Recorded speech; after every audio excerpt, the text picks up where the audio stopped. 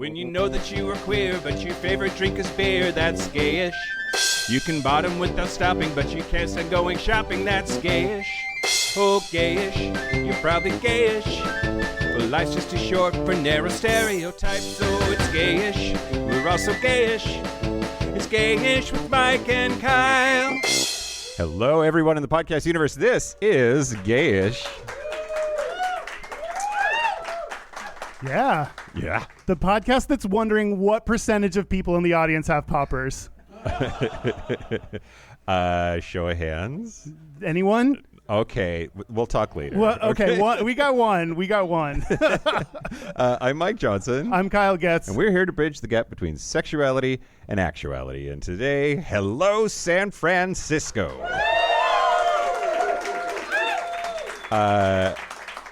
Thank God I said the right city, Kyle. You're like a big rock star that can't. We need the name of the city taped on masking tape. Yeah. Okay. Well, great. Yeah. Today we're going to talk about. Don't say it. Don't say it. It's live show tradition. We do not reveal the topic for no reason whatsoever until just after the news. Hidden right here. So y'all get to live in suspense. Yeah. It's a feeling of power. I'm dom-daddying you, the audience. Ooh, they like it. See, that's big San Francisco energy right there. Bring the daddy. Yeah? Yeah, absolutely. Weren't you drinking a beer called Big Daddy? Oh, yeah. Speaking of which, can somebody give me a beer? That would be lovely. Get them in, get them working. A big thank you to the folks here at Oasis. They've been absolutely wonderful to work with. This is a show that's been 3 years in the making. They were on our list for the 2023 tour, and then we had some scheduling conflicts and ended up doing it this year instead. But very glad to be here finally in San Francisco. It's one of those why haven't we been here yet kind of things. Okay, how many of you have heard Gayish before? Okay, Gayish virgins. Yeah. Yeah, for the bartender. Yeah, for the staff. Well, great. Then that means I don't have to say a whole bunch of stuff that's on my notes because y'all already know what's happening. That's fantastic. That's great that you know what's happening, because if you didn't, this first few minutes, you'd be like, what the fuck am I signing up for? Yeah. Everybody looks real gay, but round of applause if you're in the LGBT umbrella. Everyone looks real gay. I mean, it's true. Yeah. Gay-looking crowd. Any straight folks out there? Allies? Not a one. Not a single one. Okay, this is just for us then. I mean, in today's America, this is the most comfortable I've felt in a while. So I appreciate that.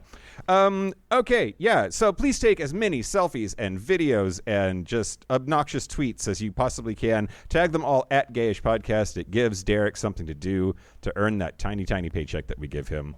Was Derek nice to everybody on the way in? Yeah. Did he take his shirt off at any point? Okay. Not yet. Yeah, we really have to twist his arm to get it to happen. Speaking of which, can I a personal point of privilege here, Kyle? Oh, yeah, go for it. Okay, sure. Great. So our 8th birthday episode was this last week. We just turned 8. And because, thank you. It doesn't feel a day over as long as it's been. That's great. But I got Kyle a T-shirt for our birthday that I got to give to him. I got Derek cookies and did not get to give them to him, so I brought them to San Francisco. Derek, come get your cookies. Wow. Oh, that gift wasn't for me? Nope. Happy birthday cookies. So, little known fact, Derek is addicted to cookies. It's his one vice in the universe. Yeah. Okay, so at the end of the show, as you all know, because you were all listeners, we do our Gayest Straightest, which is the stereotypically gayest and stereotypically straightest thing about us that week. Just to show there's a little bit of column A and a little bit of column B for everybody. But we want to hear yours, of course, at the end of the show. So be thinking if you want to share. There's a microphone up here. We'll have you share with the universe your gayest and straightest. And then we always, also for no reason, from the very first episode, take a break towards the end of the episode, and we always do a shot. Not for no reason, because in the very first episode we took a break so we could go restock on liquor. That's true. That's the reason we took the break to begin with. That's right. And didn't think that we could just edit out the fact that we took a break and left it in, and it's been there ever since. Exactly. Yeah. Well, Memories. The tradition continues. We're going to take a break, and when we do, we're going to take a shot because it's a live show, and that's the thing that we do. If you want to join us for that shot, make sure you have a shot about an hour and 15 minutes from now when we do that part. Yeah. Did I miss anything else? How's your San Francisco experience? We've been here for one night. We've been here for one night. This is a quick trip. It's an easy trip. I'm here for work all the time, by the way. I work for Salesforce, which that's not a thing that we have to beep. No. Okay. I have a theory, though. I think San Francisco hates Salesforce less than Seattle hates Amazon. You buy that? Okay. Because we hate Amazon. Well, especially when they went back to work and clogged up all the traffic. They alone are the cause of my commute being over an hour. Yeah, exactly true. Yeah, they're all am-holes. That's what we call them. I've never heard that. That's pretty funny. I have notes. Books. We have books for sale. If you already have a book, fantastic. If you want to buy one, you can. We will be sticking around after the show to sign books and say, hey. So be ready for that. Yeah. Yeah. Okay. Now San Francisco. Okay. Now we can chit chat. Yeah. We kind of did a whirlwind tour of the bars last night. Yeah. We went to the first one. Well, yeah. Yeah. And then Yeah. we went to the next one. We had dinner at Copper, which was lovely. I've been there a couple of times before in the past. And then we went next door to the Mix and started there. And, AKA the first one. That's what I said. Yeah. Yeah. And Derek, how many dildos did you give Mix? 0 dildos. Exactly right. Derek was not a fan.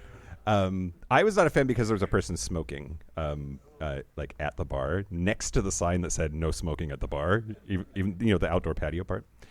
But yeah, this is not the local gay bar review though. I'll do that. I'll do that sometime. Okay. Do you have that information stored for later? Yes, I do. Okay. I do. Okay. Great. We went to then we went to Moby Dick, and I want to know: do the fish have names? Yes, but they won't tell you. Okay. Interesting. Why keep that a secret? I don't know. We're keeping our episode topic secret for absolutely no reason. That's so true. I get tradition. That's true. Yeah. And then things get hazier. Then we went to Midnight Kingdom. Sun. Yep. Sunrise Kingdom.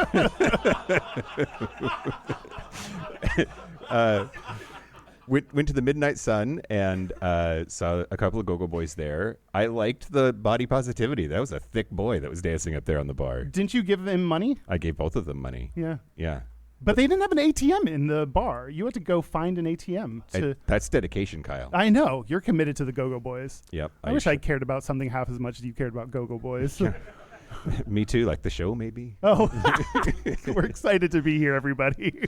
And then I have friends who are here headed to Japan, so I was going to meet up with them, and you and Derek went home. You got stood up, I guess? Yeah, the boy I was talking to on Sniffy's disappeared. Oh. I know, right?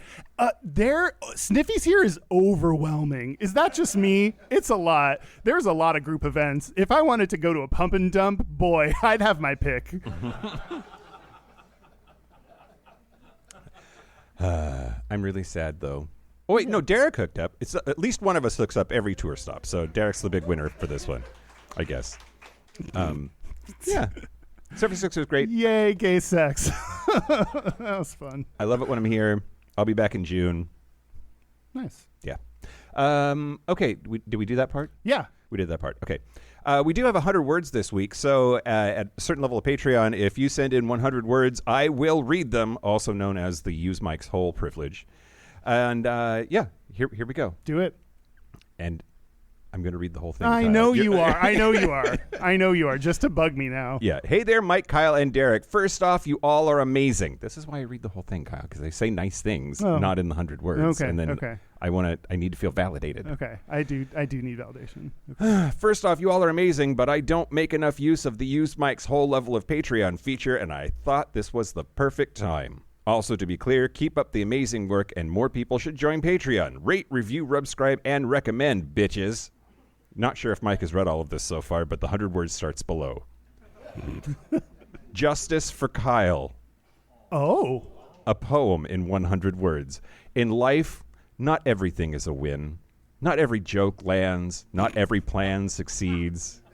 Not every time you walk up the stairs do you do it cool and casually. When going for the big fish, one can expect a few misses. But pound for pound, minute for minute, Patreon bonus content has the winning sauce nailed, except for the last episode. When discussing reeling in big fish, and Kyle suggested Lance Bass, and this beautiful, punny, dad-level joke didn't get the kudos, the recognition, the flowers it deserves. I must say with my whole heart, justice for Kyle. Love you all and stay awesome from a friendly neighborhood Canadian bear, Tim. One of our frequent posters in the Canadians Only channel on our Discord server. I don't remember that. I'm funny. That was hilarious. Yeah, I don't remember snubbing you, but I was probably just not paying attention. Yeah, you had your own shit going on, probably. Oh God. Yeah. Okay. So, are you ready for this? Oh yes. I think this is time. Yeah. Now the news. Shut your mouth hole, it's time for your ear holes. News. Great. Excellent. So excited. News the first. Oh, I saw some of the tabs that you have open about our topic. I know. I'm excited. I'm Kyle, excited. We've said it before and we'll say it again. We are for sure on some kind of watch list. Oh, yeah. Oh, yeah. News the first, and this is kind of an update on an ongoing story, but federal prosecutors are urging a judge to sentence disgraced gay former New York Congressman George Santos to more than 7 years in prison. Wow. Yeah. They called him a pathological liar and fraudster who has made a mockery of our election system. Those are quotes. Yeah. So in a sentencing memo filed Friday, the Justice Department recommended a 7-year and 3-month sentence for Santos, who pleaded guilty last year to felony wire fraud and aggravated identity theft. He is set to be sentenced on April 25th in the Eastern District of New York. And, not all gay people are good people. No, they are not. And I think that's equality, Like, some of us are really terrible people, and that's okay. Yep. It's true. Yeah. Absolutely true. Milo Yiannopoulos and Yeah. who else are the bad gays? We should have a list. You know Caitlyn what? Jenner. Derek, Yeah. write it down. George Santos, dickbag fuckface asshole nominee now officially for 2025, putting him on the list. So despite claims of remorse, the government said that Santos has, quote, forfeited nothing and has not repaid 1 cent to any of the victims. Instead, he has attempted to profit from his notoriety by launching a podcast and earning over $350,000 from Cameo. Damn. I wish we got paid half that much. That's pretty good. I'll do $350,000. I'll do Cameo for $3.50. I'll do OnlyFans. Do OnlyFans for that money. Yeah, fuck that guy. Holy shit. Glad that he's getting his comeuppance or whatever. Yeah. News the second. So I'm going to try to do my best Dr. Phil impression. A trans woman has had an amazing response to talk show host Dr. Phil during a discussion about trans athletes participating in women's sports. The woman named Blossom Brown argued that trans people should be allowed to be involved in sports, even as cis people will have variations in their body chemistry and bone density, and that the debates really aren't debates at all, and are focused on a very small number of trans athletes. And Dr. Phil said, gosh, where did the quote go? Dr. Phil said, one athlete can really erase a lot of really hard work and devotion and sacrifice. That's great. Did I do okay? Yeah. Anyway, she said, quote, respectfully, Dr. Phil, I'm going to need you to have several seats. Let's be clear. Trans women, again, are women. What you're showing me are male statistics, and trans women are not males. Everything that I say can actually be proven. It's scientifically proven, and I would inquire you to do research on what you are saying, because, again, it's almost like you're trying to call trans women men, and that is not what trans women are, she said. Yeah. She said, "You are peddling conservative propaganda, and you have drunk the Kool-Aid and gotten lost in the sauce." Wow. Which he does kind of sound drunk all the time. A little bit.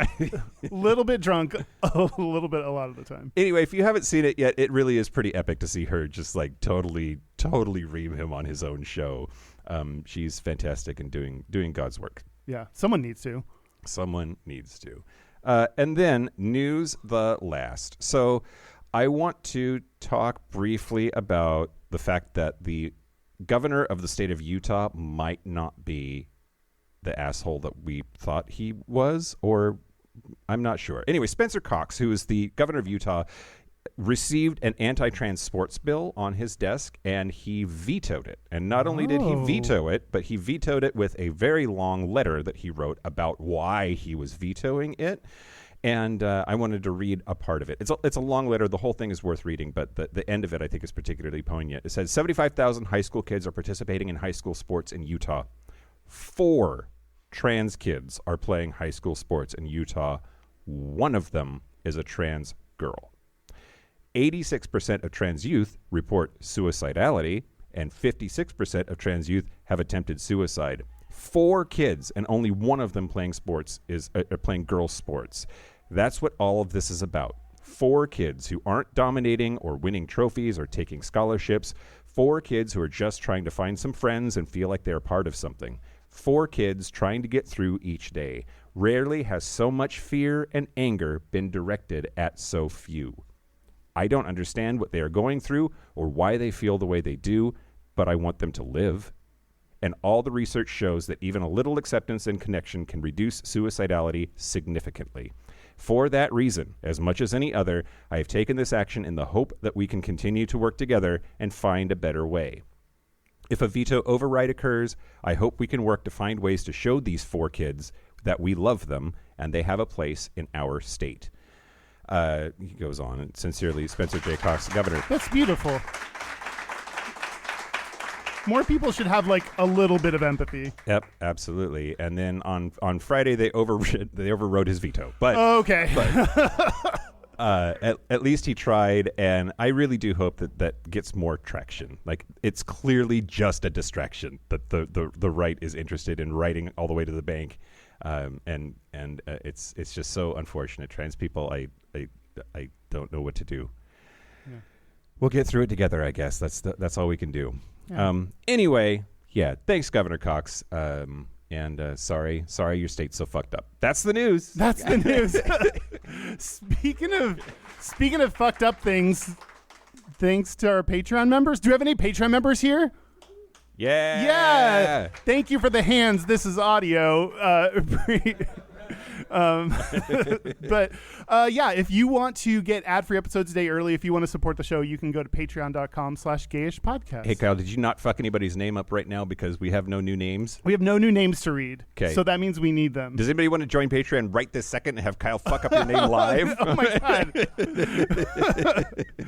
God. No, we'll talk to me after the show. I'll take your money then. Okay. Great.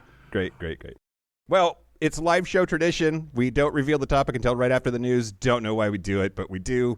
So Kyle has a big old sign here that has today's topic on it. I'm going to count down from 3, and 3, 2, 1. When I say 0, that's when you will yell at us whatever is on the sign. Is that clear? Yeah. Great. Excellent. You ready, Kyle? I'm ready. Is your sign ready? Yes. Does it say what I hope it says? I hope so. I hope we both know what the topic is. Here we go. 3, 2, 1. Choking!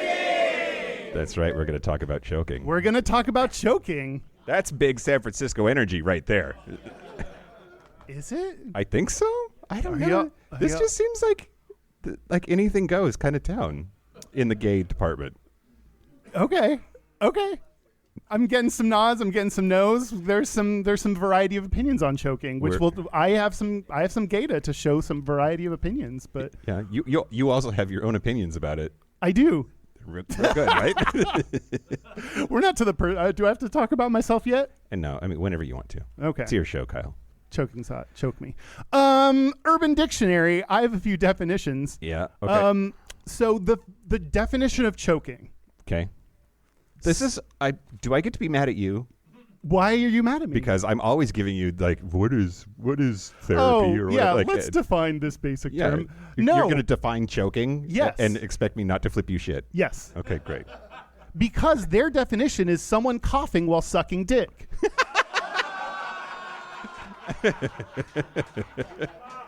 This is my big complaint in looking for porn with someone getting choked. It's very difficult because everything is choking on a cock, which that's not what I want to see. I want to see someone's neck get wrangled. And and that's not what happens when you search choking. Oh. It's a rough world out there. And then when you search like breath play, you get like a little bit more extreme than I'm into. So it's hard to find porn like this. But you're making me realize now, Kyle, that I have never looked for porn using the word choking before. And that just illustrates that we're very different people. We're different people. We're into different things, and that's okay.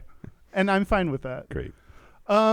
Yeah, this is fun for me to talk about in front of a group of people. Usually this is kept to the privacy of my bedroom interactions, but Okay, wait, true or false? Sometimes you choke more on smaller penises. Because that's a thing for me. It wait, seems what? why? Like a smaller dick, Uh-huh. I will be more likely to gag on or choke on because it hits, like, if I can get past whatever part it is in the back of my throat, if it can go past that, I'm good to go. But a dick that doesn't go back that far, no, I'm gonna have to struggle a little bit. See, okay, do sometimes you fake choking on their dick to make them feel good? Oh, I've got, thank you for the validation. We heard a couple yeses from the audience. Sometimes it's like, oh, so big. Performative choking. Yeah. I'm blown away. Yeah. I had never considered that. I'm going to question everything now. I'm sorry to ruin it, but like, I don't know. I think every guy wants you to feel like you got to choke on it. I don't know. Okay. While we're calibrating up top here, is there a difference Sure. between gagging and choking? Okay. In my mind, choking is like getting choked around your neck with a hand. So like, yes, but Okay. gagging and choking on it. Gagging, I think, is a little bit more like a negative connotation. Because I think of like gagging is a little bit more like. I think of them as being two different reflexes. One is like, I'm trying to cough, but there's a dick in there. And the other one is like, oh, I might throw up. Yeah. Yeah, I think so too. Okay. There's choking the chicken. Yeah. Is another Urban Dictionary definition. Okay. Choking the definition was often used as a more family-friendly way of saying something like, I'm about to beat the actual living shit out of my dick. There's... Okay, are there family-friendly euphemisms for masturbation? I don't know think this is family-friendly. I don't think this is something you say in front of mixed company. Yeah, no. Well, what about this one? Choking the bishop. It's the same thing, right? Same thing. That's to masturbate. The definition is to masturbate, wank, spank the monkey, jerk off, loose a torpedo, spunk your load, ejaculate through manual stimulation. Okay. So we got all the euphemisms. I think I've heard flog the bishop. To me, Oh. you don't choke the bishop, you flog him. Wow. Sure. And I don't know, Why do you think that? but flogging is like to beat your meat. Don't hit it. Like these are the wrong verbs. What is wrong counterpoint- with us as a society that we're Counterpoint, hit it a little bit. no. I don't know. I've had some guys give me some interesting requests, Okay. like punch my nuts. I had that not too long ago. Not too long ago. Did you do it? I did, but I don't want that. So he was like, no, punch them. I'm like, but no. Yeah, you got to start out soft because you don't know what kind of punch they're looking for. If you start real hard, it's like, nope, not that one, not like that. No. But yeah, I had a guy ask me to punch his nuts, and it took me like 7 times to get up to the strength and velocity that he was requesting of me. Does he have different testicles than me? Yes, absolutely, because I could not withstand that. Okay. This guy that I'm talking about later told me that he had a fantasy that we stopped talking because I said, no, I won't show up to the mall, find you, and knee you in the crotch. That's he wanted to be kneed in the crotch in public in a sexy way, and I was like, no, not going to do that, and so then he blocked me. He blocked you because you wouldn't knee him in the crotch in public? Yeah. That's your fault. Okay. Great. Be open to it, Mike. Great. Be open to trying. I'm a sheltered child. The next definition is choking kink. And here we actually get someone who gets turned on by choking during, before, after sex. Which I don't know about the after part. After sex, leave me alone. From a certain perspective, once I've come, don't touch me. Yeah. Just go away. Yeah. So definitely don't choke me. Yeah. Just leave my place. You don't need to tell me your name. Now's not the time for that. The time has passed. Choking off is the next word. Okay. To intentionally strangle oneself manually or assisted by accessories in an attempt to heighten sexual pleasure whilst stimulating one's own genitals. I mean, we're going to have to talk about the dangers of autoerotic asphyxiation as part of this episode, right? I think legally we should. Yeah, okay, great. We're going to say a lot of pro-choking propaganda that I think needs to be tempered a little bit. I mean, the FDA has been slashed. The OSHA isn't a thing anymore. I don't think we got to legally do anything. Just say whatever crazy thing you want to. All right. Auto-asphyxiate yourself to death. I don't care. Okay, great. It's going to be so hot for like a minute.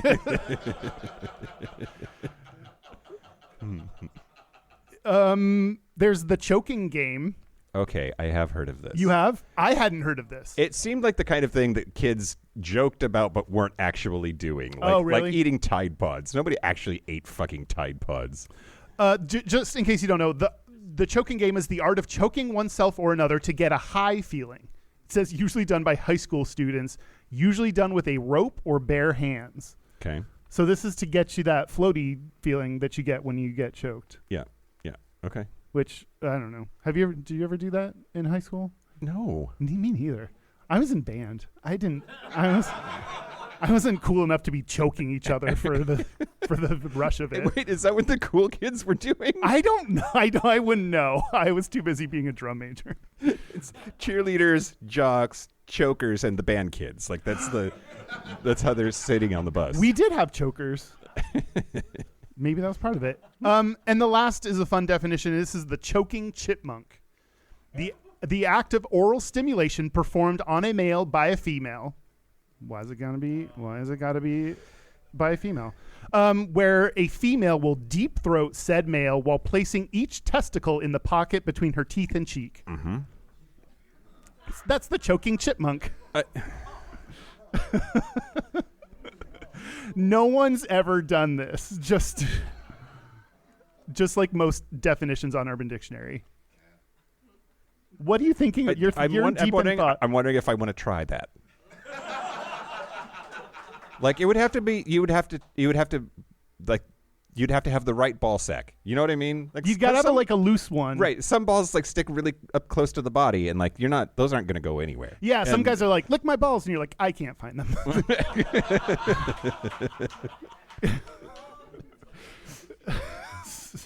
No. Yeah. Yeah. Okay. I'm with you. Yeah. I'm with you. Yeah. You need the right balls to get this to happen. Those are some Urban Dictionary definitions. Wow. Yeah. Just a font of wisdom.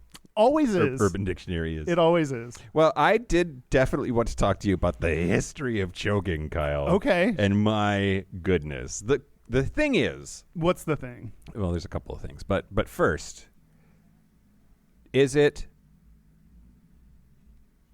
Is there a motorcycle gang here? What is going on? Okay, great. Yeah. Okay. So first, choking. The people that are into it like the lightheaded feeling, right? And there is a lot of biochemistry about that. Oh, but and also the feeling of domination.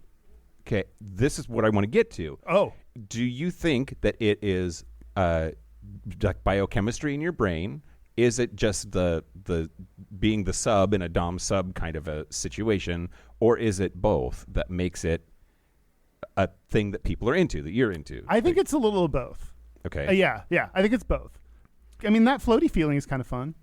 Yeah. Okay. Yeah. Is it the same feeling as poppers? I often do it with poppers, so I wouldn't be able to separate out the two. Okay. Great. That's just a little bit about me. Well, that you now know. So there is evidence to suggest that this is a thing that humans have been into or trying for a really, really long time. Really? Yeah. So there are some Mayan artifacts that have. Wait, I'm sorry. There are Mayan artifacts with choking on them? There's a stone sculpture of a naked man with a rope around his neck and an erect penis.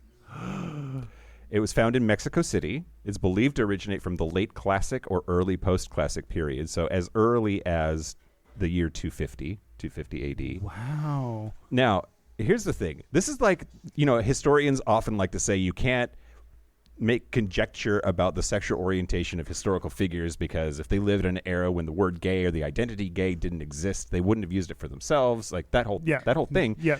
It's the same thing with choking, I think. Of like the anthropologists and historians are like, well, you can't say that was erotic asphyxiation. He was just being choked while he had a boner. Like it.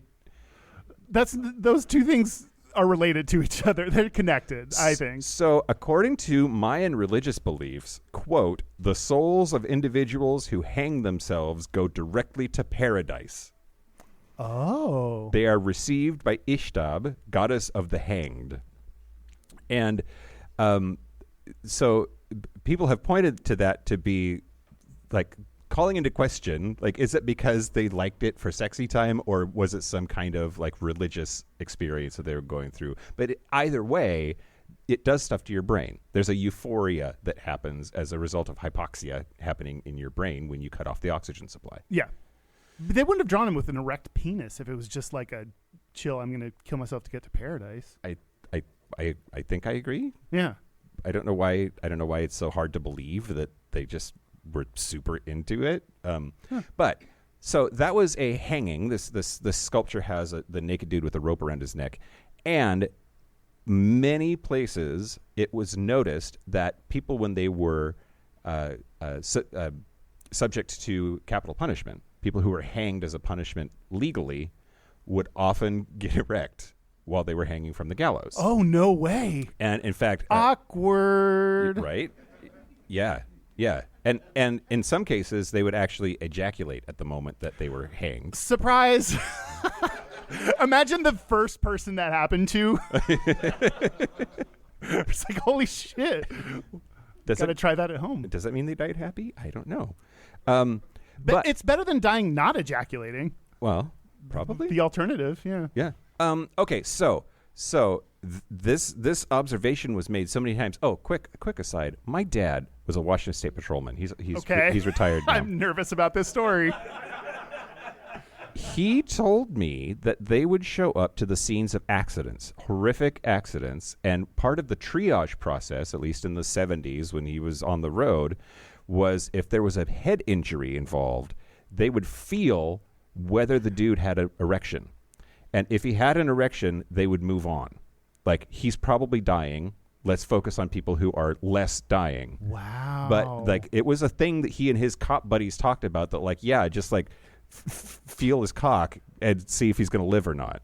But because the head injury is the same thing, right? Like cutting off the oxygen supply to your brain is damaging your brain, and that's why this effect occurs. Same thing with a head injury. Huh. So anyway, people noticed that this was a thing, and so much so that let's say it's 1830 something, Kyle. Okay. You know what era that is? No. That's like who's always the ones giving us all of the weird sexy stuff? Oh, Victorians? It's the Victorians, yeah. It was around the Victorian era that apparently doctors started prescribing erotic asphyxiation. What? For erectile dysfunction. So you're like, hey, doc, I can't get it up. the doctor might say, "Have you tried choking yourself?" I've tried that. I understand that. I get that. I get that approach. But yeah, apparently it was known that this cutting off oxygen supply to the brain would result in an erection, and that it was for a long time until they discovered that it wasn't super safe. Whoops. But that's what. Did you know your brain needs oxygen? Yeah, which we'll talk more about, like autoerotic asphyxiation and the dangers of that. But like, Okay. your brain needs oxygen. Yeah. And you need to make sure that you have a way of getting it that Yeah. when you're done getting off. Yeah. Yeah. Anyway, that's the history of choking that I was excited to tell you about, Kyle. Was just that like it was the equivalent of boner pills in the 19th century. Wow, that's wild. Yeah. But you have gayta, you said. I have some gayta. This is some gayta from a study called The Prevalence and Characteristics of Choking/Strangulation During Sex. Findings from a probability survey of undergraduate students. Mm-hmm. This is by Debbie Heimlich, Song it. Ching Fu, Callie Peterson, Yale R. Rosenstock Gonzalez, Maya Lutek, Deborah Savannah Valadina, Heather Eastman Mueller, Lucia Garda Reyes, and Molly Ronsenberg. Never touch me again. There were so many people that worked on this study just to spite me. This came out in 2021 in the Journal of American College Health, which is a peer-reviewed journal. Yep. Great. What they found. What? I just like the thing. Can we focus on curing cancer, y'all? Like We got to know about these college kids choking each other, though. These are very smart people, and this is what they're spending their time on. What are they up to? You know the other thing, though? What? Lance Bass. Right, yeah. I'm so sorry. Yeah. Anyway, they asked these students during the most recent sexual event that they had, which they had a very broad definition of what sexual they could be: kissing, cuddling, fingering, handjobs, oral, vaginal, anal. Any of those were included in a potential most recent sexual event. Just kissing? Just kissing. Man, that's some good kissing if it's sex. Yeah. Yeah. Okay, go ahead. Yeah, I wouldn't count it as sex, but they wanted a very broad definition to see what kinds of things they were up to in a wide array of behaviors that they got up to. What they found is that this percentage of women reported being choked during their last sexual event. Mike. 23. Wow, 26.5. Nailed it. Yeah, that was pretty good. So more than a quarter. Thank you. Yes. Congrats to Michael. More than a quarter of women reported being choked during their most recent sexual event. Get it, ladies. And this percentage of men. 15. 6.6. Oh. Yeah. I guess straight guys. Yeah, I don't know that straight guys, they're not into much, if anything. So I don't think. I do think, though, straight guys tend to have this, toxic masculinity thing going on, and they probably couldn't let themselves be vulnerable in that, letting go of control kind of way. Like having their lady friend touch their beehole or choke them out. They just aren't down with vulnerability. Yeah. Yeah, for sure. Or the communication involved in trying to you can't just jump right to choking. Well, yeah. Well, I mean, I don't know. Don't do what I do. So you should talk about it beforehand, probably. Anyway, I was going to say, I don't know that they have the communication skills required to upfront have conversations about what you're into and what you want to do and what you like and what you don't like. And this study had a problematic way of they separated out trans and gender non-binary students into their own category. So trans men should be counted as men and trans women should be counted as women. So anyway, this study pulled all of trans and non-binary people out into their own category. But category, not categories. One category, grouped them all together. Is that worse or better? It's one other, step forward, one right? step back. They included trans people at all, which a lot of studies we see don't. So we're making our way there.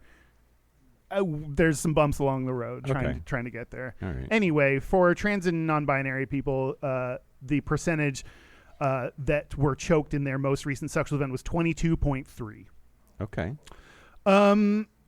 Choking one's partner was reported by 5.7% of women. So a very small percentage of women reported choking their partner. Choking their partner reported by men was 24.8%. So a lot more men are choking their partners than women are, Sure. which made sense given the other data we saw. Especially at my house.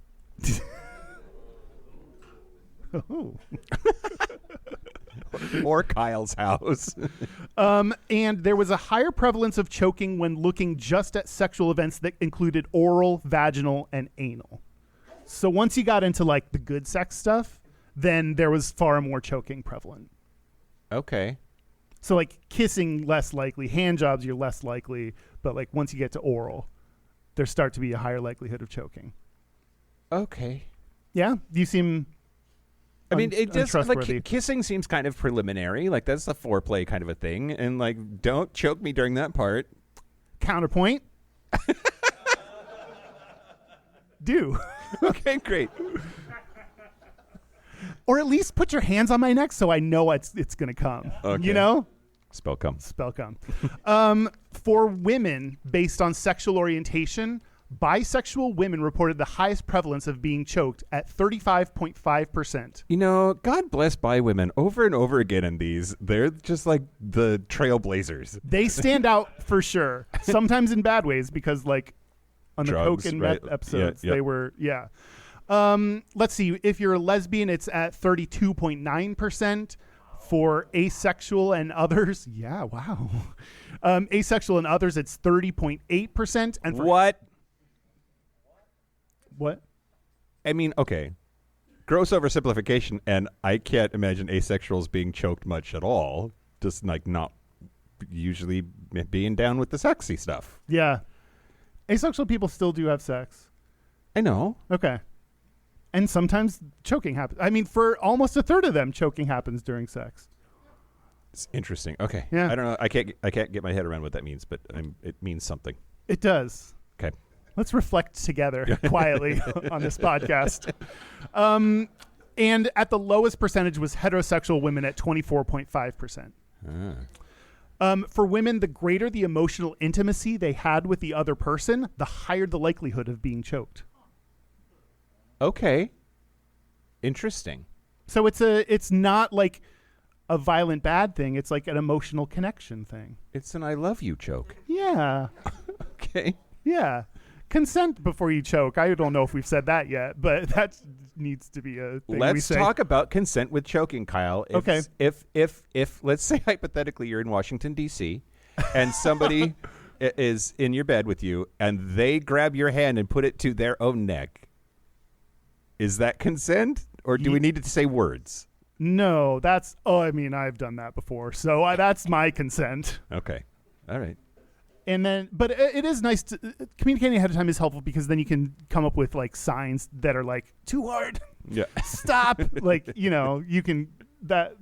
So hopefully there's a little bit more conversation that goes on. Okay. Rather than just that. And wheezing is bad, right? It depends on. I don't. Okay. All right. Go ahead. I don't. When did this really happen? This happened your most recent? I mean, yeah.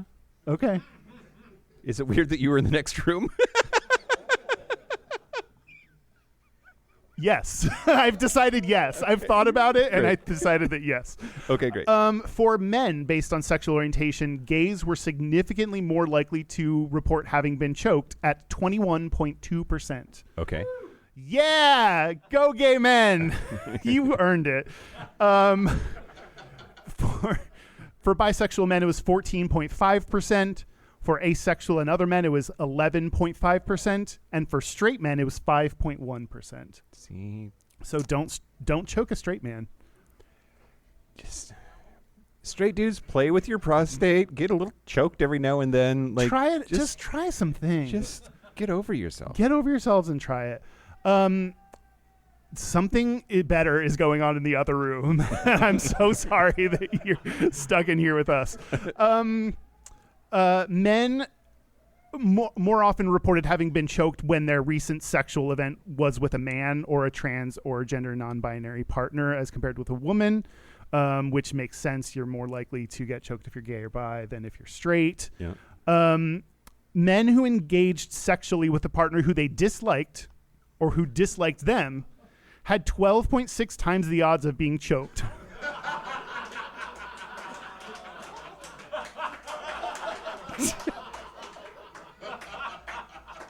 I have questions. Yeah, I don't know that I have answers, but what's up? People have sex with people they don't like? You only have sex with people you like? Yeah. Huh. Why do you need to like them for their dick to go in your butt? Well, we're very different people, Kyle. Yeah. I don't have to be in love, but like I can't hate their guts. Sometimes it's, there's... I mean, I know that hate fucking is a thing. Like, I know Yeah. that that's a thing that just, it's not for me. Yeah. So, Yeah, okay. Let's see. Sexual and gender minority participants more often reported reciprocal choking okay. as compared to heterosexual cisgender participants. And the highest proportion of reciprocal choking was amongst lesbians. Get it, lesbians? Lesbians like choking each other more than in any other group. That's fantastic. That's great for them. So happy for them. Jealous, but happy. What in the discussion portion of the research, this is the last thing I'll say about it. They said that choking appears to be more common among groups of people who hold less social power. So disproportionately, it is more likely among trans, non-binary people, LGBT people, first-year female college students, some racial and ethnic minoritized individuals. So they wonder and think there needs to be more exploration into whether that plays a role in people's decision to get choked. Interesting. Yeah. They also didn't study they didn't ask, did you want to be choked? How pleasurable was it? Did you enjoy it? So, the enjoyment side of it was a little bit missing from this. So, something that needs to be explored more, too. Yeah. So interesting. Yeah, that's the gayta. Awesome. Yeah. Who knew there was so much gayta about choking? But This was one study that I found. There are more. well, I wanted to talk to you about some other kinds of choking. Obviously, we want to talk about the sexy kind of choking, but there's the word choke gets used for a whole bunch of different stuff. Yeah. And most of these I'm not going to go into at all. But it was. Have you ever heard of a choke cherry? No. It's a berry out in the wild that kind of looks like a cherry, but it's very sour. Oh. Crab apples in some places are called choke apples, and that's just because they're sour, I guess. The choke is the part of an engine. Yeah, it's my straightest of the week right now. But wow. Yeah, to start a pull start motor on a boat, you've got to turn the choke on when you're first getting it going. I got nothing. Well, yeah, I don't know. Okay, so you already said choke the chicken. That's the thing. But have you ever been told to choke up on a bat? I have. I played baseball. I played all sports when I was in Little League or whatever. But that just means to move your hand up the bat so that you've got bats sticking out the bottom. Yeah. So it changes the physics of what you're doing. Makes it easier to swing if you're little. Yeah. And then the one that I really want to talk about is also an episode of Glee. Derek, you watch Glee. Did you see this one? There's an episode of Glee called Choking? Well, Choke. Called Choke? Yeah, oh. Yeah. Okay, so, but I want to talk about the concept of choking in an athletic sense, which is, you're up or you're doing well and then you blow it at the end because of a lack of confidence or a mistake that you have made or other circumstances, but it usually implies that the person has, through some sort of personal failure or something, choked. Yeah. Right? And I want to talk about two sort of gay angles on that. Okay. So the first is when I was first coming out of the closet, I remember very distinctly talking to a fraternity brother of mine and trying to say, I said to him, this is the third time I've tried to come out to you. And every time I choked. Huh. And that was the word that I used, and that's why I want to bring it up.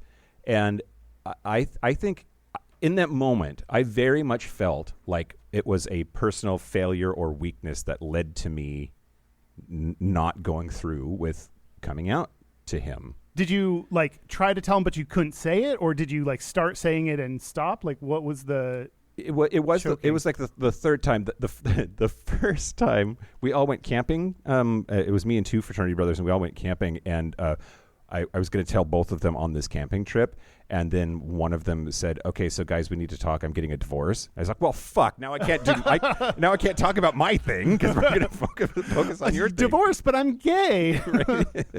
and then the second time, it was like I just literally couldn't make the words come out of my mouth, and I was just so afraid of like losing that relationship or having it.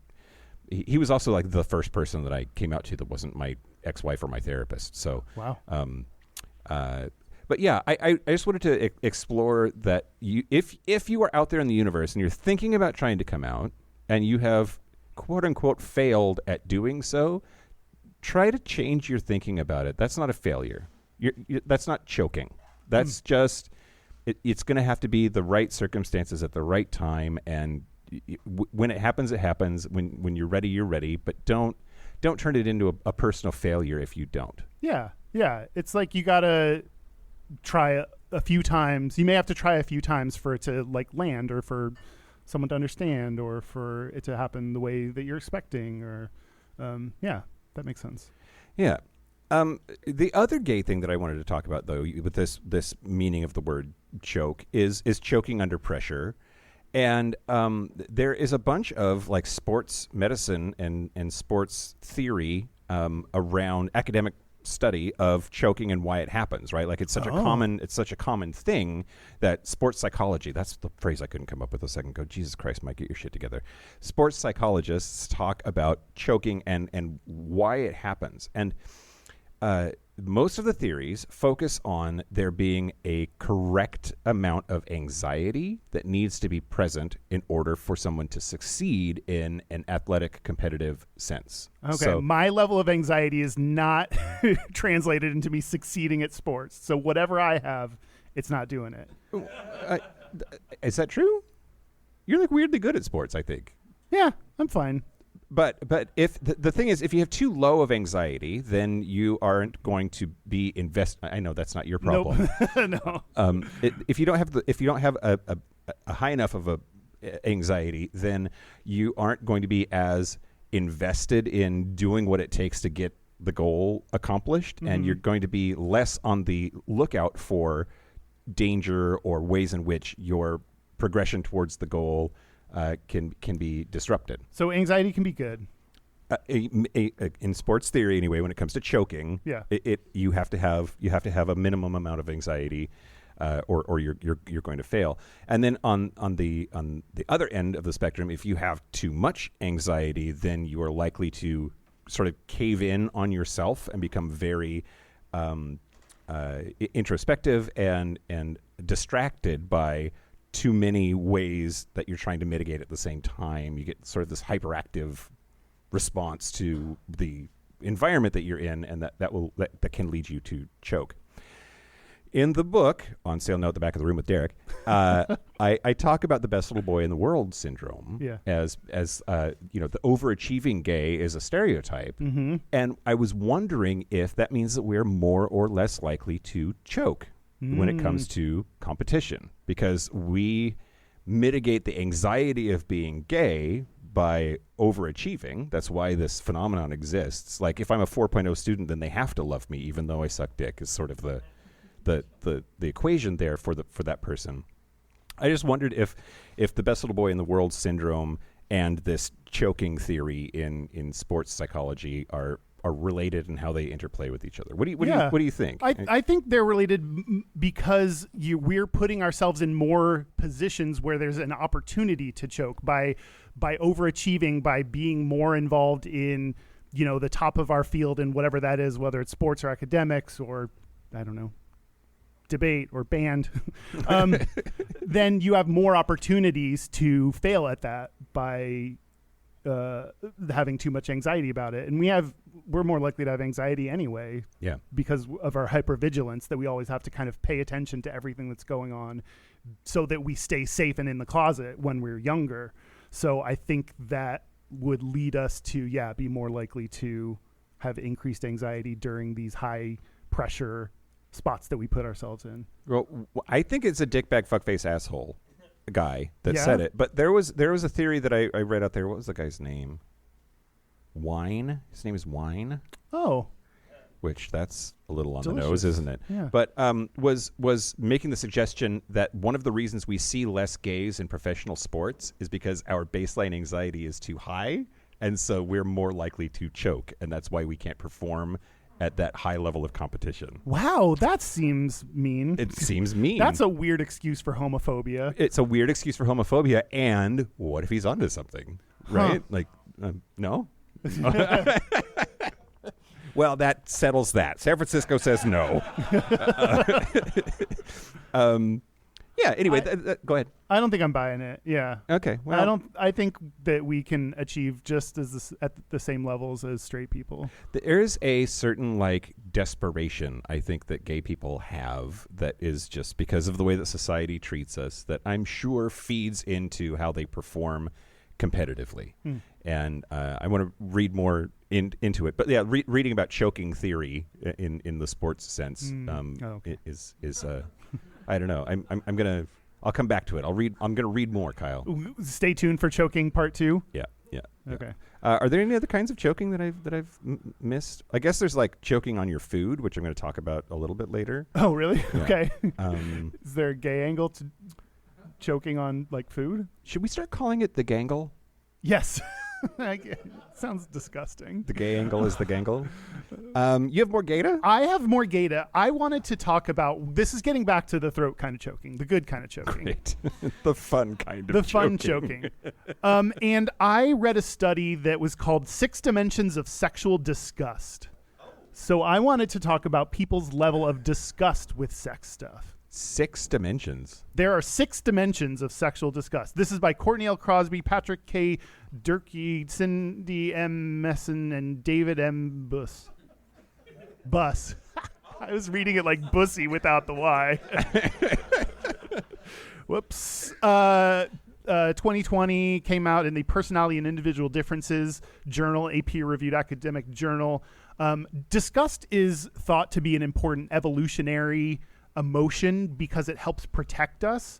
And in terms of sex, it helps reduce sex with things that lead to decrements in reproductive fitness. Okay. What? It's always about making babies to the biologists. Yep. It's always about making babies. So what this study did is they surveyed 225 men and women. Sorry, non-binary people. A lot of studies don't know that you exist yet. Only about 75% were heterosexual, so that's a pretty decent non-straight portion. Okay. And they asked people to nominate items that they considered sexually disgusting within 4 different categories. Items? Yes. Okay. The categories were specific things, acts or actions, situations or circumstances, or bodily sensations. Okay. And they encouraged people to submit at least 10 things per category. Okay. So in total, they nominated over 2,300 unique items that were considered sexually disgusting by the participants. Items. Okay. Yeah. Oh, okay. Go ahead. Yeah. And with the top 50 items, they came away with 6 categories. So these are the 6 dimensions of sexual disgust. Got it. There is taboo, like having sex with a sibling or vomiting during sex. Yeah. Sometimes you're drunk. Sorry. Sorry to that guy. I mean, I threw up on a guy once because I was blowing him. Oh. And, how'd that go over? I mean, I did not expect it. I'm not a puker. My gag reflex is pretty weak. You're welcome. So it wasn't something that I really struggled with before, and just that day for whatever reason put me full of air. I guess I don't know, but I threw up on him. It was bad. How did you react? Okay. Was he like? He grabbed a towel and told me to leave. No. Seems fair, I would say. I don't know what else you do. So there's oral. So there's taboo, that one. There's oral. So the example was 69ing. Okay. That apparently sexually disgusts some people. What? Straight people, right? Disgusted by the most basic of things. Another dimension is same-sex attraction. Okay. Well, I know that disgusts some people. My dad, after I had been out to him for a little while, was like, when it's two guys, I think that's gross, but I don't think it's as gross when it's two girls. And I was like, yeah, Dad, I know. Like, you're a straight dude, of course. Yeah. He thought that was revolutionary. He was like confiding in me. There's promiscuity, such as orgies or watching porn. Some people are disgusted by that. wait, but there's a category called promiscuity. Promiscuity, yep. And they called porn part of that? Yes. Because to me, I think porn is the opposite of promiscuity. It's just you and some lotion. That's true. I don't know. You'll have to argue with the writers of this survey. I will. Okay. Don't read their names again, though. Okay. There's hygiene is a category, having sex with someone with bad body odor, for example. Yeah. And there's BDSM, such as whipping someone or choking someone during sex. That was listed as one of the top 50 things that people were sexually disgusted by. So it seems, though, that like some of these are the lady doth protest too much stuff, You right? think? Of like I'm so disgusted by that thing I totally want you to do to me. You know? Like, I hate same-sex attraction. right. Yeah. Because we know that the most virulent homophobes are quite often latent homosexuals. That's been well documented. Yeah. And Yeah. it's like, I would imagine like somebody who's just, I'm so against whips they're disgusting. There's something going on for that person. So you think people that are disgusted by getting choked might secretly want to be choked? Yes. Oh, okay. Again, only with consent, but are you disgusted by choking? No. You're just not into it. It's neutral. Neutral. Okay. Would you do it if someone asked? Choke them? Yeah. Yeah. Oh. Okay. I thought I just came out to you as a choker just like not 15 minutes ago on this very show. That's true. You did. I forgot that part. Well, to be clear, he didn't ask. He asked with his hand. He asked with his hand. Yeah. Yeah. Yeah. Okay. How often does this come up for you? What? Someone requesting to be choked? Pretty rarely. Pretty rarely? Oh, Yeah. okay. Yeah. Interesting. How often do you ask? This is the great thing. Not every time. I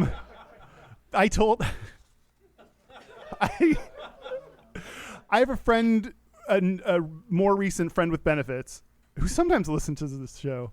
Hi.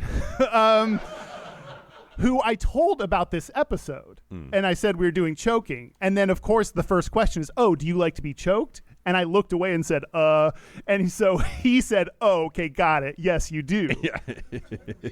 We hooked up later, and he didn't choke me. Oh. Okay. Here's the thing. No, be sad for me. I am sad for you. It was a rough night for me. But maybe he will choke you in the future, because I definitely think that there's got to be like a little bit of time between finding out something about somebody and doing it. Like, I guess if you're not like a super into choking, that could be a surprise that you have to like get your mind around, I guess. Okay, anyway, what I was going to say, this is a great thing about sniffies is because you can kind of like talk ahead of time about all the things you're into and what you want them to do. wait, is there a hashtag choking on there? I don't know. I usually like when you list what you're into, this could either appear in the list or I'll like put Dom sub, and then if they like bite, then I'll tell them a little bit more. So there's like ways to get it out in there to say you're into it. You want them to bite you? Well, that's happened before. Great. Yeah. Anywho, that was the study. That was the gayta. I Okay. forgot. Well, okay. This is maybe a tortured segue, but we got to talk about the Heimlich maneuver. Okay, sure. Yeah. Don't demonstrate it on me. Well, okay. It is an audio medium. Yeah. But yeah. So Henry Heimlich is this dude who ended up inventing. He didn't really invent it, but it got associated with his name. This method of stopping people from choking, and usually it's because they're choking on food, but it could be any other inanimate object that they had in their mouth for reasons that make no sense. But if you're choking on something and you need to clear the airway, the Heimlich maneuver is to get behind them and put both hands into their diaphragm and thrust so that it creates a push of air that will knock whatever it is out of their windpipe. Yeah. And what's there's a couple of things. The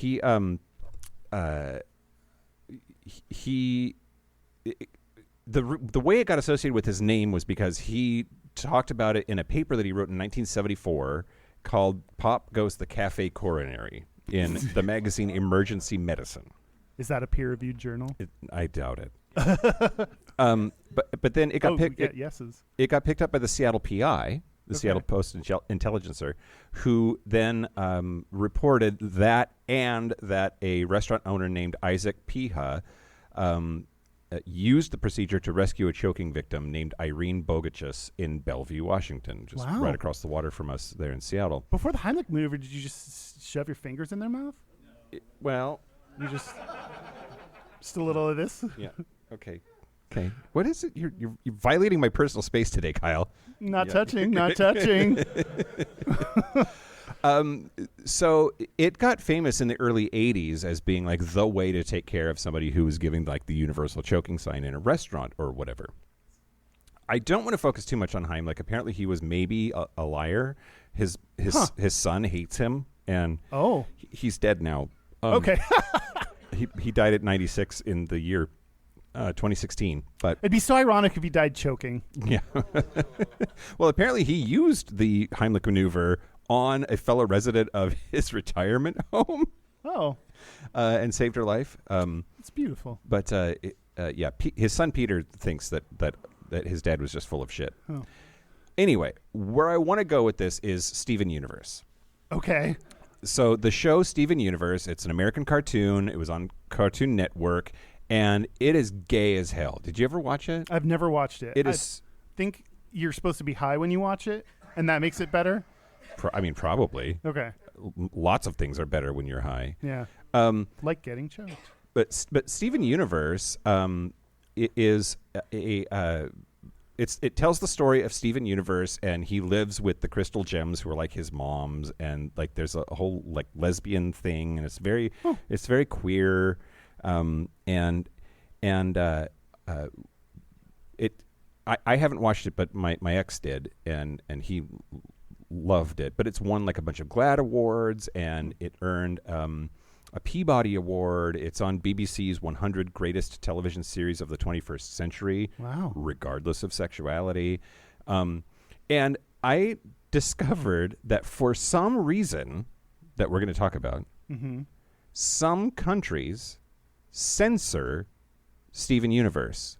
Not for the queer content, but there's a scene in which Steven performs the Heimlich maneuver, and that was removed from the broadcast. Wait, why?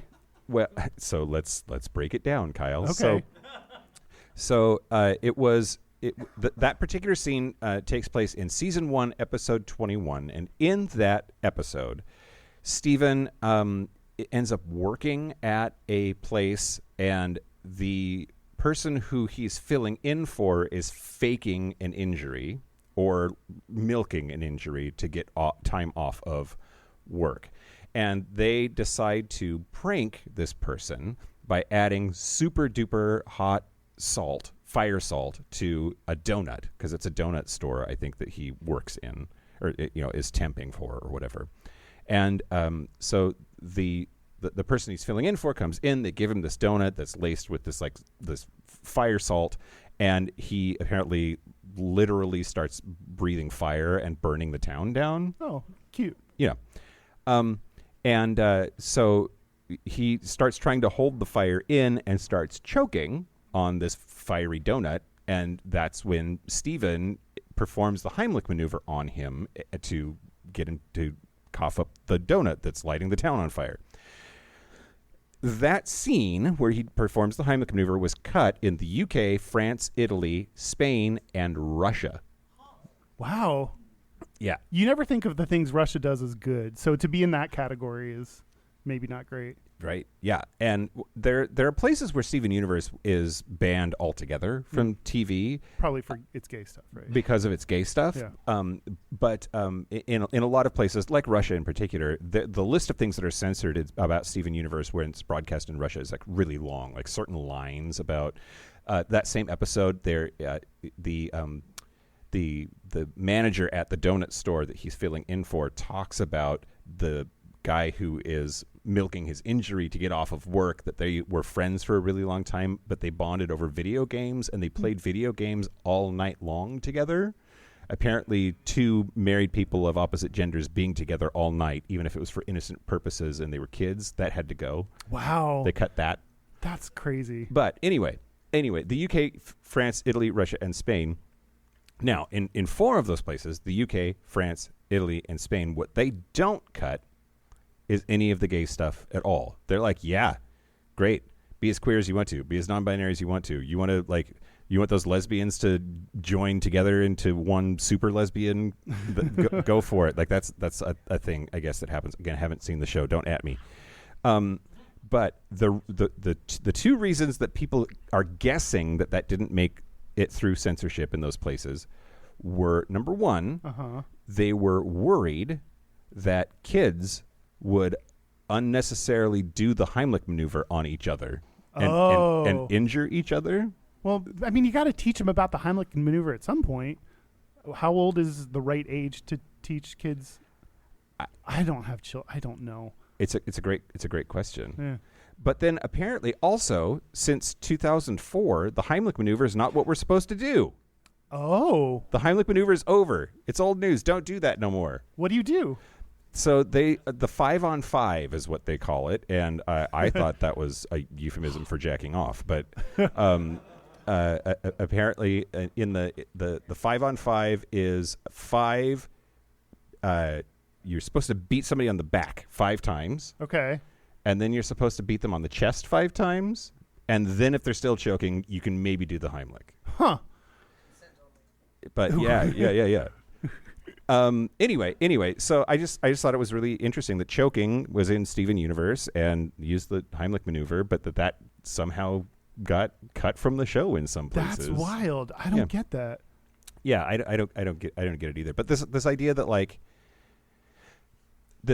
that kids actually harming each other is something that they were interested in censoring, and that all of this queer stuff is not what's harming kids. Yeah. You know? Yeah. Like there's an example great. of like, let's actually be interested in the physical safety of children and not like our morality should not be something that we're trying to indoctrinate in our cartoons, but actual physical safety. Yeah. I guess that's a good thing that people are watching out for that. It's just weird to me. Yeah. Huh. And in the United States, we don't give a fuck. It all airs uncensored. So uncut. Yeah. Where are you at, Kyle? What's next? Oh yeah. Should I tell you some tips? I see it. Tips. You're going to talk about tips. Yeah. This is from a Grindr blog article. Great. So they know what they're talking about. This is the article called "Choke Me, Sir: The Ins and Outs of a Choking Kink." Great. They put a disclaimer that I'm just going to read because I think it's a smart disclaimer for us to say as well. This article and this podcast discusses intense and potentially life-threatening sexual activities. Participants should educate themselves and exercise extreme caution before playing out a choking kink. It can cause hypoxia, where the brain doesn't get enough oxygen, physical injury, vision loss, heart problems, psychological effects, or legal consequences. Okay. So that's the disclaimer. Okay. So legal consequences. Yeah, you get sued. Consent. Gotta consent. Yeah, okay. They say, quote, whether you're into hardcore bondage or just want a gentle reminder of who's in charge. Which, I don't want a gentle reminder of who's in charge. There are different ways to do this. There is applying pressure to the neck. There's also obstructing air from the nose and mouth. Okay. I always thought you were supposed to like kind of pinch the carotids. Like You're it's not getting about to- you're air, getting it's ahead about of me, blood. Mike. Okay, sorry. Fuck. We're still on the ways to choke. Okay, great. Great. Smothering with instruments like bags or pillows. Okay. That's dangerous. I think that's just how you kill grandma, right? Or applying pressure to the chest to restrict deep breaths, sometimes called corseting. Okay. I hadn't heard of that. So here are the tips. First, talk it through. Okay. That's smart. And again, I sometimes do that on Sniffies and don't always. Safe words may not work if you're in the middle of being choked. So come up with hand signs. Oh.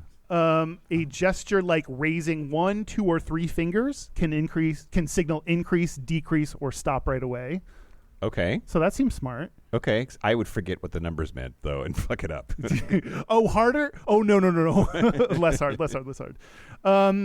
And I mean, a universal sign is like if someone taps you, that's usually stop doing that. Mm-hmm.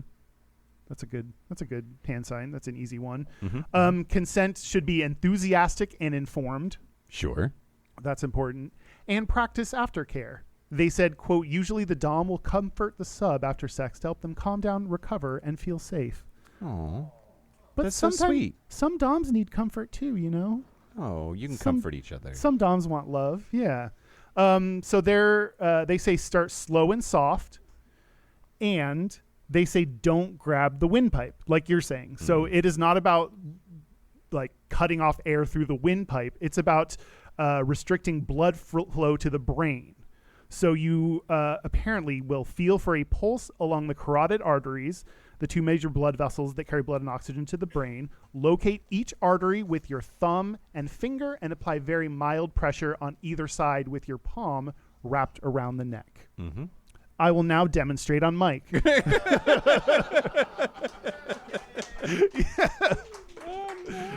No. And they said let the chokey guide you. Yeah. The chokey could be in charge. Chokey is a cute word. Yeah, isn't it? It's just a little chokey. The choker and the chokey. Oh, just give him a little chokey. I think the biggest thing is, that it's not about restricting the windpipe. I think that's where a lot of confusion comes in. Mm-hmm, mm-hmm, mm-hmm. Talking about like safety tips and stuff. Yeah. Did you know that there are more men that die of autoerotic asphyxiation? God damn it, Mike. You got this. Asphyxiation. Yeah. More men die of autoerotic asphyxiation than women. That makes sense to me.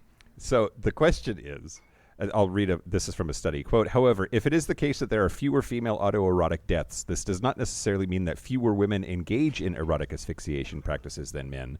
It may instead mean that women are better at ensuring they do not accidentally die. It may suggest that they practice it to less extreme degrees than men, or that they do it with a partner so that any fatalities that do occur are more likely to figure in the statistics of manslaughter or murder victims than in the woolly hinterland between suicide by hanging and erotic fatality figures. We have figures on erotic fatalities? Yeah. I want to read that. Okay. That's got to be interesting. I think I can Is send that you. a podcast? Sure. Let's do it. Let's do that. But yeah, My women die less often by autoerotic asphyxiation, and I just love that one of the theories as to why is just that they're better at not dying. I mean, the stereotype is that they're smarter, so yeah. I don't know. Maybe they got something going on for them.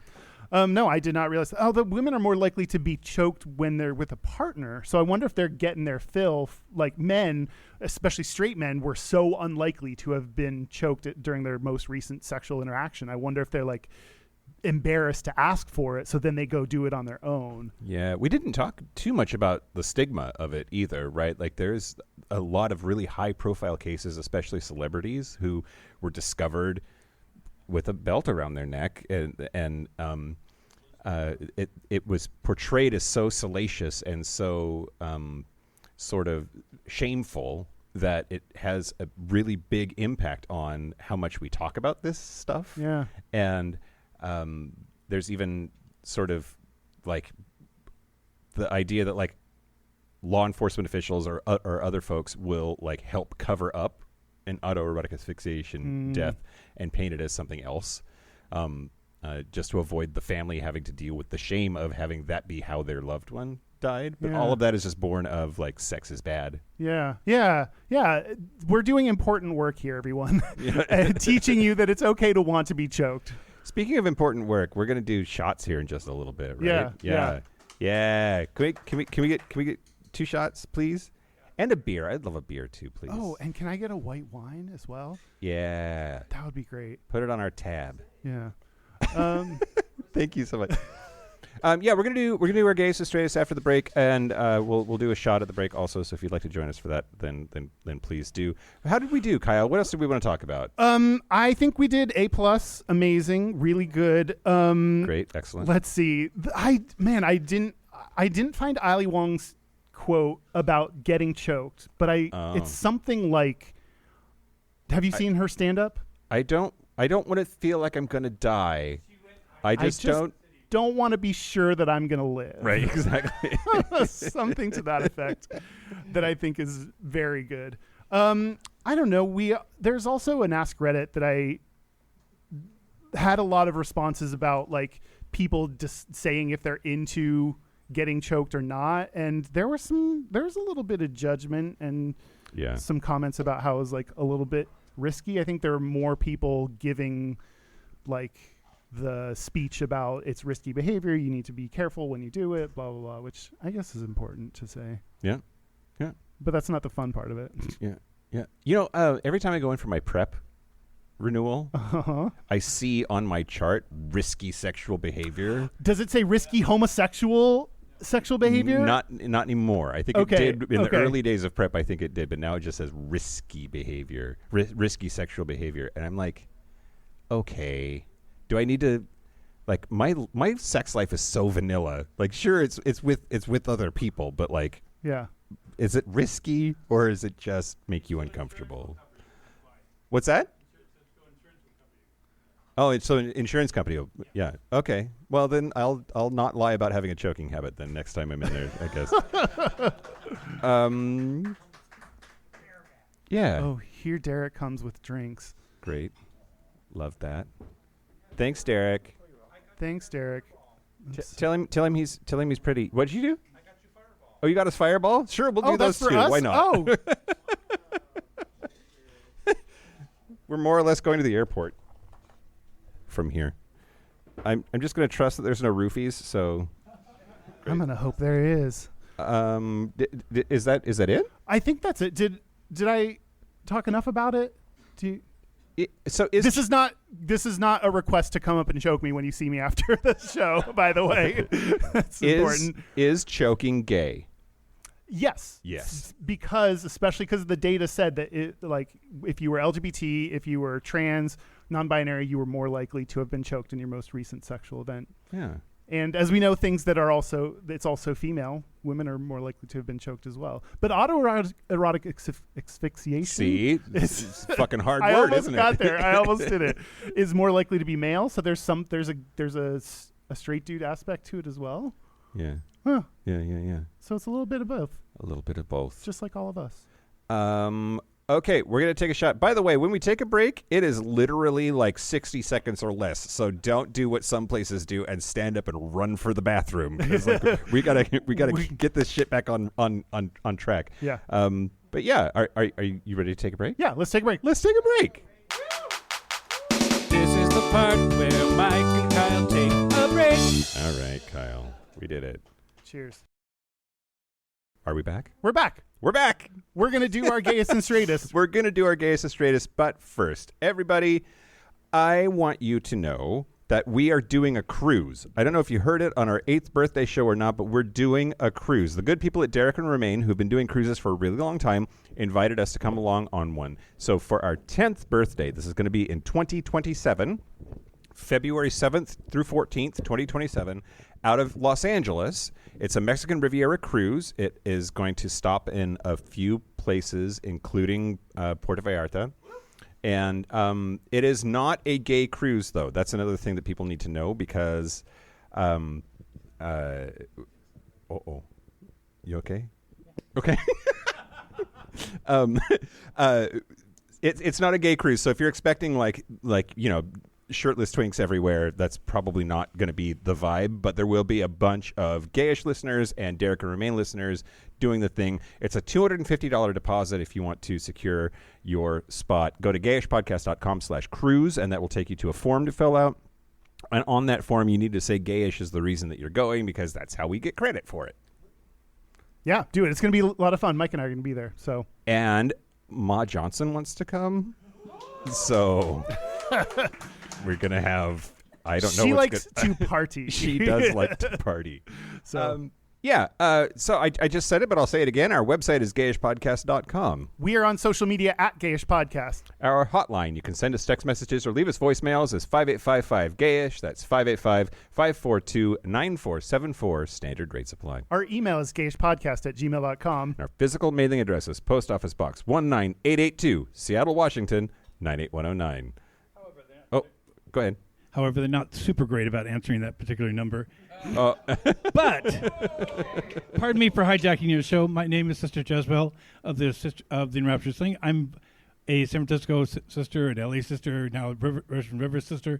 I know Dea, who you interviewed not too long ago. Oh, yeah. And during that time, I'm like, why haven't we taken time to saint them? So we're going to have a sainting right now. So I need you both to get up from your spot. Oh, no.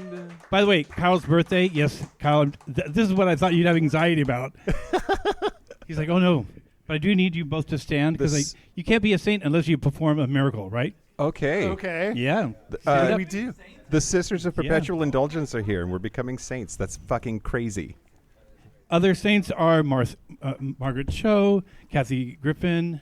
One of you stand there, one of you stand here. Okay. We're going to do that. Actually, Kyle, could you step back a little bit? We're going to do it. So to become a saint, you have to perform a miracle, right? Okay.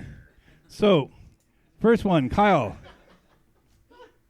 Walk across that. Walk on water. A miracle. So Kyle performed a miracle. And Mike, can you make fire for us, please? Ooh. So due to these actions and others, you are now fully eligible to become a saint. And we have a lovely 2 certificates suitable for framing. So, made hereby forever be claimed that both Mike Johnson and Cal Getz are both saints now of the Sisters of Perpetual Indulgence for upholding and promoting the the morals, beliefs, and connections held sacred by the Sisters of Perpetual Indulgence, by creating positive change in the world, by we'll say romancing the mind. I don't know. Honoring the mind, body, and spirit, for dedicating energy, countless amounts of energy, and love for many people. Some ways by choking. all which are supported by the order and to the greater community. We hereby promulgate universal. Our vows are about promulgating universal joy and expiating stigmatic guilt. It is decreed that from this day forth, their transgressions shall be reduced to mere fluff in the eyes of the goddess, who knows all and sees all and hears all. Their good works shall be remembered in honor and perpetuity. That's a long time. And shall forever stand as pillars of strength in our community. They are perpetually now aligned with the Order of the Sisters of Perpetual Indulgence, Inc. This is through multiple chapters. This is actually voted on by several different chapters. Sainthood at last, sainthood at last. Thank Goddess Almighty, sainthood at last. Please stand and receive your... Oh, you don't know their saint names. We did co-names for them. Not code, but co. They're both co-saint. Tell it as it is and be gayish.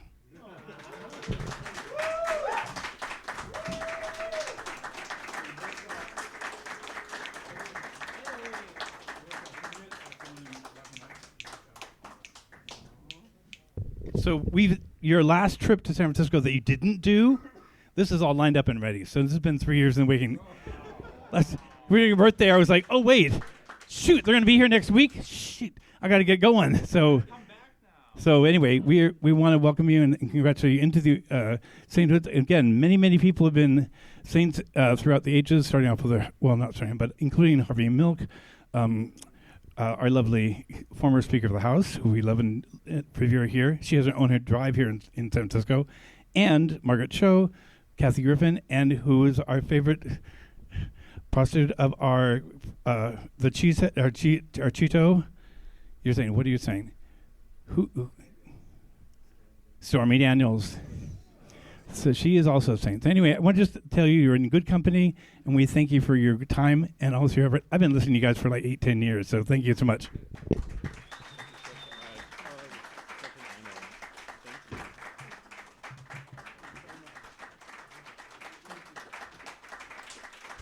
And it's fun just to actually see you guys live instead of just hearing your voices. Enough about me. Oh wait, maybe I should say for Gayest and Straightest, huh? Yeah. Anyway, it's time for Gayest and Straightest. Yeah. What's gayest? Think about it. What was your gayest and straightest of the week? I've thought about mine. Do you want to start first? Oh, okay, great. Yeah. Kyle? Sister Jezebel's. I told you I took over. Never give a nun to Mike. No, why don't you go first? But I'm hosting right now. You go ahead. Okay. So my gayest is getting a text, happy 3-way anniversary. On the 1 week anniversary of when I had a 3-way with a dude. That's magical. Yeah. It actually said, heyo, happy 3-way anniversary, so it was casual. My straightest is packing for this trip. It was a 1-night trip, and so I just threw like one pair of underwear, jock. No jock, nothing. It was just the lightest I ever packed, so it was the easiest I ever did. Well, Kyle, the straightest thing about me this week is packing for this trip. Yeah? That never happens. Wow, we've never had the same gayest or straightest. I literally packed just this T-shirt and a jockstrap and a pair of socks. To wear to the show today. Otherwise, it's just what I wore to the airport yesterday. Yeah. And then... So the gayest thing about me this week, I noticed I played through a whole bunch of new video games this week. Just like sometimes I get in the mood and I go onto Game Pass on Xbox and I try a whole bunch of one. And every single time I picked the lady character. And there's just something fun about like making a lady character as part of a video game and giving yourself permission to like enjoy that kick-ass bitch energy. You know? For sure. Well, how about you, Sister Jezebel? Well, thank you. Thank you for even thinking about me. Yeah. So my straightest was when I was trying to buy that frame, I had to pee like a racehorse. And I might have lost some of my control at the counter, if not around the corner from the Walgreens today. That was really classy. Sitting there, and I'm like, oh, yeah. Anyway, so, but my gayest might be this very moment that, I'd get all dolled up and pretty for all of this. And this is actually probably the fastest I've gotten in phase ever. But anyway, it definitely doing this work at front of the sisters is very gay. And I've been doing almost 30 years now. So I want to invite you all, by the way, on a little promo for ourselves. Do it. Yeah. The reason why there aren't more sisters here is because a week from today is our anniversary and our give back to our community, which is in Dolores Park. Come see. It is a stage show that goes on for about 3-4 hours. We start at noon. We have a child's program prior, so you can bring kids it's under the age of 18 friendly. And then from noon on is over the age of 18 friendly or with parents that are consenting. Please know that we have lots of things. That's what we're famous for, our Hunky Jesus contest. It's also our Hot Mary contest. Also important to us is actually we recite our vows publicly to you all. So thank you so much for that. That's why you don't have any of us, because they're all in meetings right now trying to make sure that shit's going to happen. So thank you very much. Thank you. Thank you. This is surreal. I'm genuinely honored by this, and it's crazy. So thank you so much for this. This is going on the wall as soon as I get home. Yeah. It's overwhelming. Yeah, actually. it means a lot. Thank you. Thank you. Yeah. Okay, it's audience gayest or straightest time. Who wants to share their gayest, straightest? Steve Douglas, good to see you. Nice to see you. Finally, after all this time. Right. Next time you come in, we have to go out again. Okay. Yeah. He comes to San Francisco all the time. He doesn't tell anyone. Not till June now. So straightest was I was at a restaurant, actually just a block away here, a Mexican restaurant, and the chef came out and we were talking about the tacos he was making by hand, which were fantastic.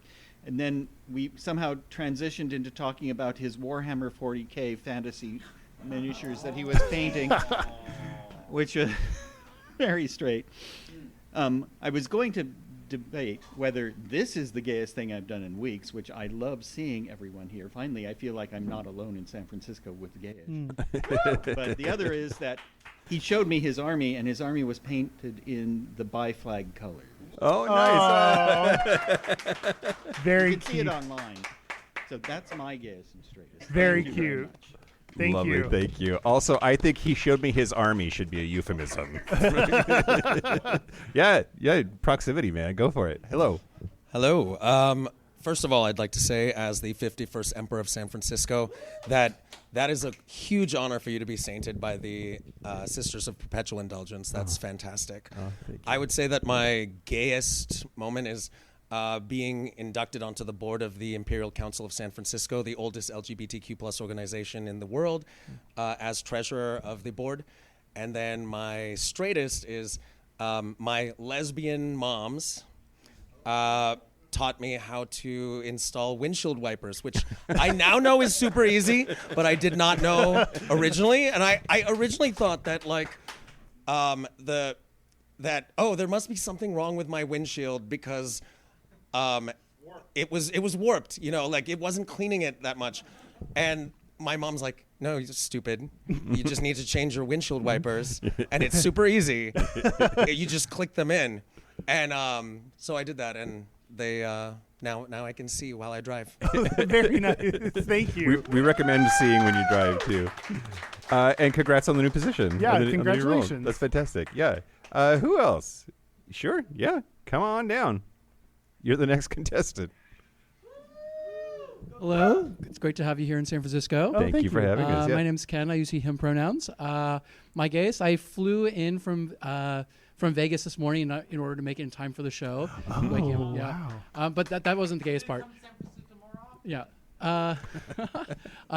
Last night at the casino, we were eating at this fancy restaurant at the bar, and we were chatting with this very drunk straight man, cute straight man next to us, and I got his number because he was very interested in finding out what me and my friend were going to be doing afterwards. The straightest though was that I also asked him for his number because he wanted to give me fashion advice on he thought my jacket wasn't cute enough and I needed a better jacket. Wow. So getting fashion advice from a straight guy because I was wearing my usual puffer or fleece kind of thing that we all wear here. Oh, my God. Wow. Getting read by a straight guy. That's Yeah. hilarious. Thank you.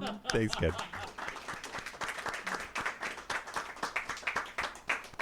Great. One more? We're going to do one more? Sure. I saw a hand. Yeah, let's do it. And you too. We reward bravery. You can be after. You can be next. Yeah. Hi there. My name is Ben. Get right up in there, Ben. Hello. My name is Ben, and pronouns are he, him. Straightest would be that I spent yesterday afternoon lowering my project car, so messing with the suspension and all that. And then gayest is that I just recently moved to California from a state that didn't have any gay bars, so this is my first time ever being in a gay bar. Oh, wow. Welcome. Thank you. Oh, that's fantastic. We love a virgin. We love a virgin. Come on up. Hi, my name is Marco Redhouse. I'm from Sacramento. I'm here with my husband and our friend who lives here in the city. My gayest is this moment, fangirling over you guys. Oh. I love you guys. You guys are so funny. I listen to you guys all the time, so glad you're here. Thank you. My straightest is I take archery classes. I was helping my instructor teach some new people about how to hold the bow and pull the strings to shoot the arrows. So, yeah. That's amazing. Yeah. I think anything that has to do with shooting things is automatically straight, right? Yeah. That's just like... And if you're ever in Sacramento and you want to do a gay bar review, let me know. Okay. Yeah, I do. Absolutely. Nice. Thank you, Marco. Thank you. Yeah, I'm trying to visit all 50 state capitals and touch the Capitol building, and I only have like 3 left, and unfortunately Sacramento is one of them. Not unfortunately, but just like it's easy. It's right here, and I just haven't gone. So yeah, I will be in Sacramento soon because I got to finish them before I'm 50, Kyle. That's before the you're plan. 50, is that 50 before 50? So here's what's going to happen. We have to clear out of here by 4:30, so we're going to be packing up, but also totally willing to sign books, meet, take pictures, whatever. Derek is going to be our roadie a little bit, but yeah, stick around as long as they'll put up with us. And thank you so much for being here, San Francisco. Yeah. Really appreciate you. This has been amazing. Thank you. Yeah. And once again, thank you to Oasis and the staff here, Darcy and Wheezy and Snacks and Vanilla and Aaron. God, I nailed it on the names. And Misha, your bartender. Be sure to tip your staff, please. It's super important. But yeah, that's it. And thanks again for being here. Oh, shit. I got to read some names. Okay, I'm on it. I got it. I'm with it. Okay. And also, I want to thank our super gap producers, Locomotive, Simon Strachey, Kaylee Adams, Kid Oliver, Kobe Gordon, Squoggle, Pip, Andrew Bugby, William Bryant, John Crowley, Yost Osel, Jonathan Montanius, Forrest Nell, Steve Douglas, Explosive Lasagna, Michael Covington, Just Jamie, Thomas B, Dusty Sands, A.E. Coleman, Chris Cacciatorians, and Jerome York. Thank you for your support. Thank you for your money.